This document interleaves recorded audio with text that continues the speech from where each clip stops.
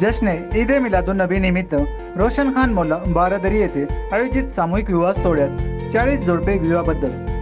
जश्न ईद ए मिलादुन नबी निमित्त परभणी शहरातील रोशन खान मोल्ला बारादरी येथे आयोजित सामूहिक विवाह सोहळ्यात 40 जोडपे विवाहबद्ध झाली।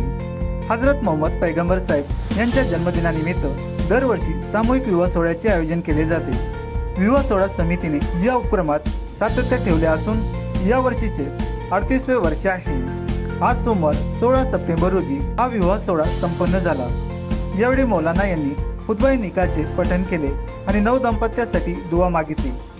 यावेळी नववधूवरांना आशीर्वाद देण्यासाठी शहरातील विविध क्षेत्रातील मान्यवर मोठ्या संख्येने उपस्थित होते। विवाह संपन्न झाल्यानंतर नववधूवरांसाठी विवाह समितीच्या वतीने संसार उपयोगी साहित्यही देण्यात आले। विवाह सोहळ्यासाठी आलेल्या वराडी मंडळींसाठी भोजनाची व्यवस्था समितीच्या वतीने करण्यात आली होती। उत्साहपूर्ण वातावरणात हा विवाह सोहळा पार पडला।